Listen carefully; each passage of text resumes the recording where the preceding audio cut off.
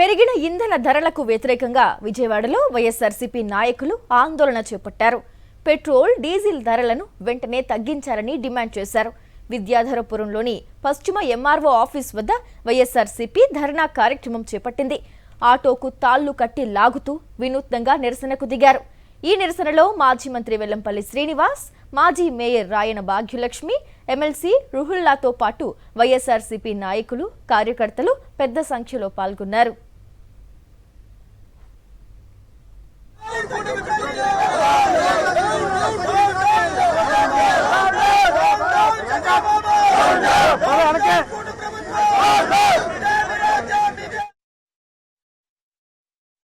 Petrol, diesel చూసుకుంటే కనుక మన భారతదేశంలోనే ఆంధ్ర రాష్ట్రం నెంబర్ 1గా ఉంది.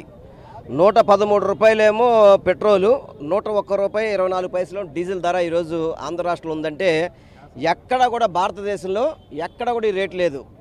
మన పక్క రాష్ట్రాలు తెలంగాణ కానీ, కేరళ కానీ, కర్ణాటక కానీ ఎక్కడ చూసినా కానీ, ఇంకా ఢిల్లీలో అయితే కనుక మరీ దారుణంగా ఎంతో దాదాపు 97 రూపాయలు పెట్రోల్ ఉంది ఈరోజు.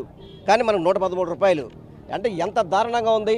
ఇదే దీని మీద పాదయాత్ర చేసిన నారా లోకేష్ ఏం చెప్పాడు, ఆ రోజు 100 రూపాయలు పెట్రోల్ ధరలో 28 రూపాయలు ట్యాక్స్ కడుతున్నారు, నేను రాగానే 10 ట్యాక్స్లో సగం తగ్గిస్తా అన్నాడు. అంటే 100 రూపాయల నుంచి 28 రూపాయలు సగం చేసి 14 రూపాయలు, 86 రూపాయలు లీటర్ పెట్రోల్ ఇవ్వాల్సింది పోయి 113 రూపాయలు పెట్రోల్ ఇస్తున్నాడంటే పవన్ కళ్యాణ్ కానీ, చంద్రబాబు కానీ, నారా లోకేష్ దీనికి సమాధానం చెప్పాలి. చంద్రబాబు గతంలో ఏం చెప్పాడు, అసమర్థ పాలన వల్లే పెట్రోల్ రేట్లు పెరిగినాయి, ట్యాక్సులు అడ్డగోలుగా వేసేశారని చెప్పిన చంద్రబాబు నాయుడు మరి ఈరోజు ఏం మాట్లాడకుండా 113 రూపాయలను 101 రూపాయలు డీజిల్ వేశారంటే సిగ్గుసర ఉండాలి కదా. ఈ డీజిల్ పెట్రోల్ ధర వల్ల అన్నిటికీ ఎఫెక్ట్ అవుతుంది. ఈరోజు సామాన్యులు కానీ, మధ్యతరగతి వాళ్ళు కానీ, పేద వర్గాలు కానీ ఆంధ్ర రాష్ట్రంలో బతికే పరిస్థితి లేకుండా ఈరోజు కూటమి ప్రభుత్వం, చంద్రబాబు నాయుడు, లోకేష్ అన్న వ్యక్తులు ఈరోజు రాష్ట్రాన్ని భ్రష్టు పెట్టించడానికి, రాష్ట్రాన్ని సర్వనాశనం చేయడానికి వీళ్ళు కంకణం కట్టుకున్నారు.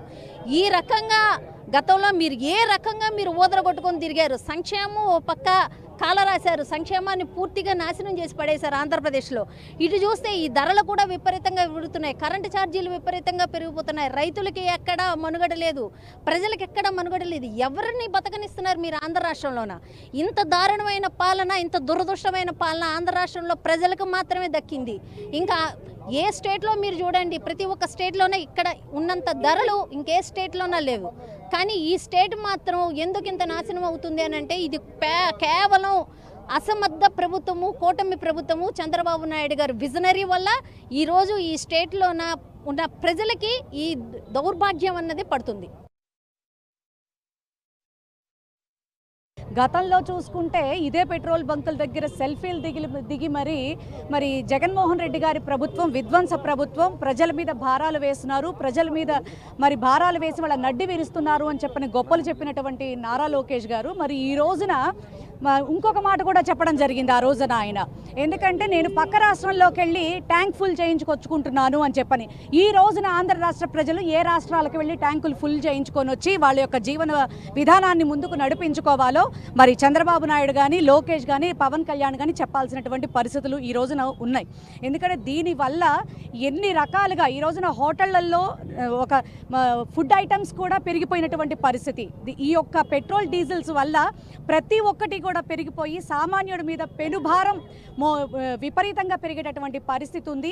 ఇంత దరిద్రపు, నీచ, నికృష్టమైనటువంటి ప్రభుత్వం ఆంధ్ర రాష్ట్రంలోనే ఉంది. ఖచ్చితంగా దీనికి సమాధానం చెప్పి తగ్గించాల్సినటువంటి బాధ్యత ఈ కూటమి ప్రభుత్వం మీద ఉంది.